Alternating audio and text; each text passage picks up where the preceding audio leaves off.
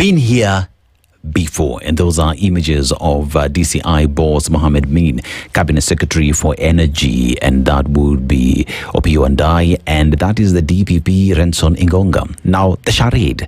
Now, the inaction on the tainted, overpriced petrol saga is just the latest act in a familiar script. Dramatic arrest, bold promises, and wall-to-wall headlines. Behind the spectacle lies a hollow core of weak cases, endless delays, and quiet withdrawals. From the cooking oil scandal that left top officials untouched, to fertilizer fraud costing billions, to healthcare schemes riddled with ghost payments, scandals erupt and fade, leaving one constant: investigators and prosecutors who perform enough to suggest action, but never enough to deliver accountability. The drama series continues. We've been here before, and there's something. The lady who had a consignment at some point. I remember. The same saga, it just died off. It just died off. Didn't get anybody taking responsibility to be punished. But the saddest part for me is we've seen heads roll, right? So we have the PS, we have the KPC boss, and very many other people who've been sent packing, right? They've had to resign from office. But here's the thing, right? The cabinet secretary says he was not aware. Personally, for me, that is an indictment on your person, because he's incompetent. You are incompetent. This is your office. The buck stops with you. So if all these communication was happening and you were unaware, you can imagine there is a ship that left wherever it is it left. It went through several communications, went through the maritime borders, got into Kenyan territory, and got to the port. It docked.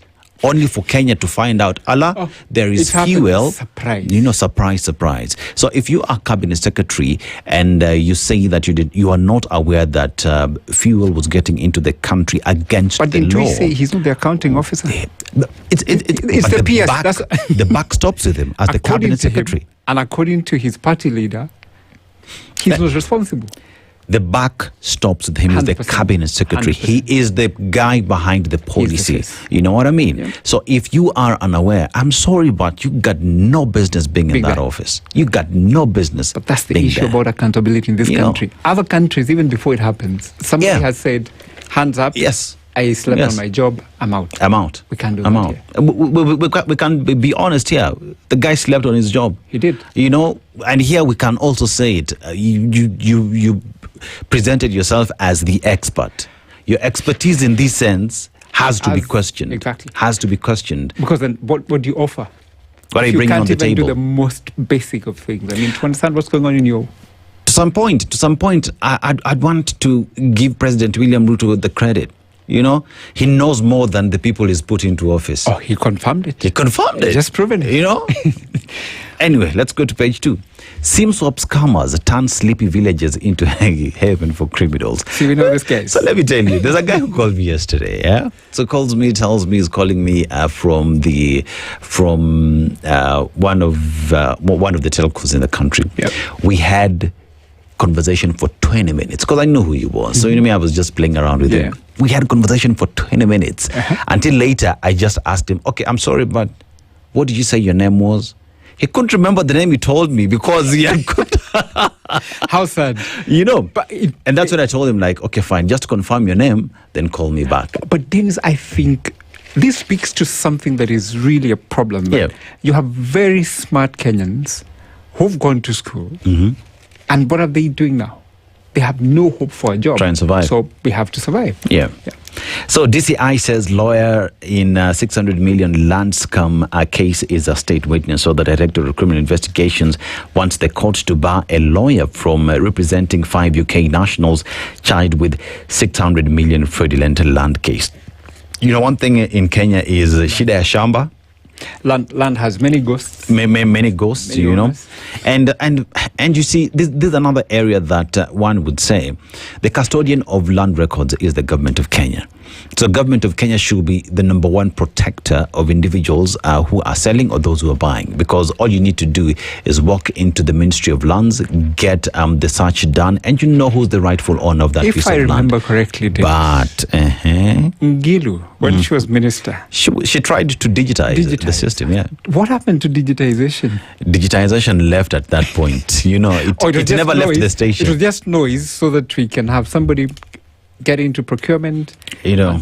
So, because the story of digitizing the records at the land has been a conversation for a very long time. But again, it's too much talk, less work, no boots on ground. You know, so Ruto Gachagua showdown looms at MP's funeral. So political arch rivals President William Ruto and his former deputy Rigathi Gachagua could today meet in a public gathering for the first time since their falling out. The two are set to attend a funeral service for the late Ol-Kalou MP David Kiaraho. Interesting. I see how the script pans out. The president is there, Gachagua walks in late. You know. But you see now, would he go? Or Gachagua gets in early and president finds it difficult to show up. That could also happen. Interesting days. You know. But then there has to be respect for the people who've lost their loved ones. Yep. Not to play politics. But then Kenyan politicians, do we have anything called shame? Nope. Shame ni wewe. It only exists in the books. In the books or in your head. I like confusion on CBET because of drama festival. Yeah. So that girl, and you know how we used to hate E's? Now they do EE. Yeah. So they have, I like what she said, you have to make up your mind whether it's an A or an E. Quite interesting. But CBE, in my view, renamed from CBC. Is the biggest confusion I think we ever created for ourselves. I think CBE as a principle, as a curriculum, is a good thing. You know, the only thing now is with this new thing that you're introducing into the education system, there is massive and crazy investment that is needed, all right? That has to follow it. But here we are implementing something that is great, but you don't want to put money into it to ensure that it succeeds. So then you find everything is grappling, because we're talking about teachers' pay, we talk about capitation not getting to schools, yet this is hands-on approach to education. Which then would ask the question, maybe it's a good system that we've adopted, but then have we tried to localize it into our situation and knowing what we're dealing with? Because the reality is, Dennis, we aspire for first world things, Singapore things, and we can't do Singapore stuff. I don't think that we can't do Singapore stuff. I am for the idea that the education system, with amazing educationists who exist, who crafted the curriculum, they did an amazing job. When it comes to the implementation of it, right, is where the rubber meets the road. Which is because, granted, at some point, 844, we had so many subjects, I remember. Even arts and craft was part of it. Home science was part of it. Agriculture was part of it. History. You know, everything was in there. But as time progressed and the implementation of that curriculum at the time is when we saw some things dropped. Arts and craft was removed. It was never a core aspect of it. So if you look at CBC and CBE, I could be wrong. If I'm wrong, correct me. You know, it is, if you look at the way 844 started, it is just the way CBC or CBE is at the moment. It's the implementation where we get it wrong. There's a lot that it's a conversation on its own, actually. Yes, because I have a gripe with it.